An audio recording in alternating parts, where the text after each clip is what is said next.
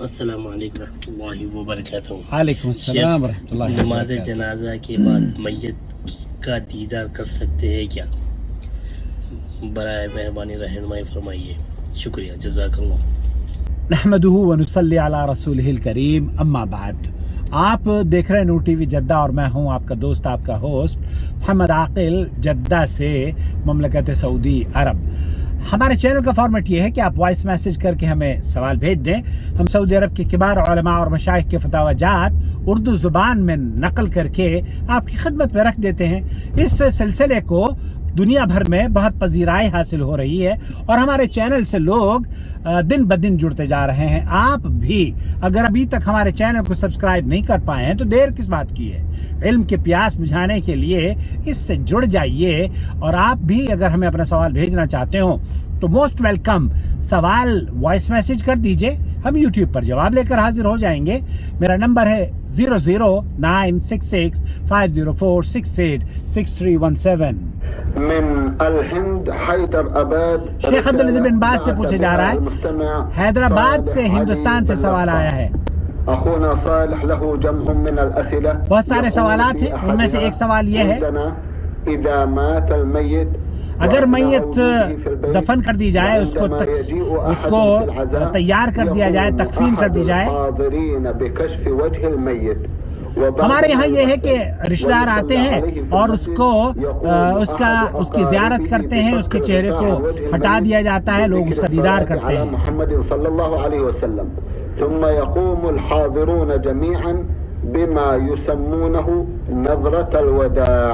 نظرۃ الوداع بھی کی جاتی ہے۔ نظرۃ الوداع کیا ہے کہ لاسٹ میں یہ جو نظرۃ الوداع ہے نا، شیخ بن باز مفتی مملکت سعودی عرب یہ فرما رہے ہیں کہ یہ نظرۃ الوداع کی کوئی حیثیت نہیں ہے، اور یہ نظرۃ الوداع ایک بدعت رسم ہے، اس کی کوئی حیثیت نہیں ہے۔ اما جو آپ کے سوال کا دوسرا حصہ ہے اور بھائی کا جو سوال ہے وہ یہ،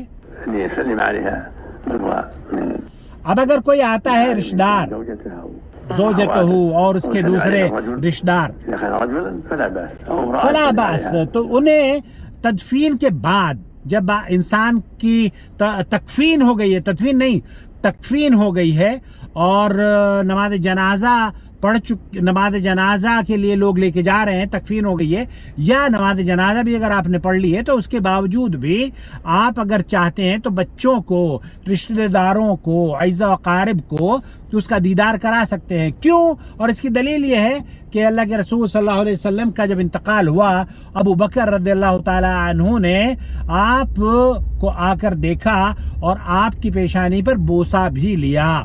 تو یہاں اس بات کی دلیل ہمیں ملتی ہے کہ اللہ کے رسول صلی اللہ علیہ وسلم کو جب ابو بکر نے بوسہ دیا اور ابو بکر نے دیکھا تو میت کا دیدار بھی جائز عمل ہے، درست ہے، مسنون عمل ہے، اور دیدار کے ساتھ ساتھ اگر کوئی میت کی پیشانی پر بوسہ لینا چاہے، شوہر اپنی بیوی کا، یا بیوی اپنے شوہر کا، یا بچے اپنے والدین کا، تو کوئی حرج نہیں۔ ہمارے یہاں تو یہ کوشش کی جاتی ہے نا کہ شوہر مر گیا ہے تو بیوی کو دیکھنے ہی نہیں دیتے، اور بیوی مر گئی ہے تو شوہر کو دیکھنے نہیں دیتے، کہتے ہیں یہ 5 بچوں کی اماں تھی، 10 بچے اس نے پیدا کیے ہیں زندگی میں، لیکن اب مر گیا ہے تو اب یہ اس پر حرام ہو گئی ہے۔ اس حرمت کی کوئی دلیل نہیں ہے، وہ یہ اس کی وہ ہے، بیوہ ہے، اور اس بیوہ کے لیے وہ اس کا دیکھنا بھی جائز ہے، اور بلکہ اس کا نہلانا، دہلانا، کفنانا بھی اگر کوئی عورت کرنا چاہے تو علماء کا، شیخ عبدالعزیز بن باز وغیرہ کا موقف یہ ہے کہ وہ بھی کیا جا سکتا ہے، ممنوع نہیں ہے۔ جیسے کہا جاتا ہے کہ یہ ممنوع ہے، تو شیخ یہ فرما رہے ہیں کہ اگر آپ کے یہاں نظرۃ الوداع کی رسم ہے کہ لاسٹ مومنٹ پہ قبر میں اس کو دفنانے سے، اس کو بند کرنے سے پہلے اس کی زیارت کروائی جاتی ہے اور کہا جاتا ہے کہ یہ نظرۃ الوداع ہے، تو یہ نظرۃ الوداع نام کی کوئی چیز نہیں ہے۔ البتہ اگر آپ ان کے رشتہ داروں کو دکھانا چاہتے ہیں تو دکھا دیجئے، اور یہ دکھانا اور یہ زیارت ان کو کروانا بالکل جائز ہے. شیخ عبدالعزیز بن باز نے یہی فرمایا ہے. اور کیا فرما رہے ہیں شیخ صاحب؟ محارمها أو زوجها لا حرج في ذلك. النبي صلى الله عليه وسلم لما توفي النبي صلی اللہ علیہ وسلم كشف وجهه وقبله. آپ علیہ الصلوۃ والسلام کے انتقال کے بعد ابو بکر نے آپ کا دیدار کیا, آپ کے چہرے پر نور کو دیکھا, کفن سے نکال کے, کفن ہٹا کے, اور پھر اس کا بوسہ بھی لیا علیہ الصلوۃ والسلام. اور اگر اس بات کی مصلحت ہو اور ضرورت ہو تو بہرحال مصلحت اور ضرورت کے تحت تو کبھی بھی دیکھا جا سکتا ہے.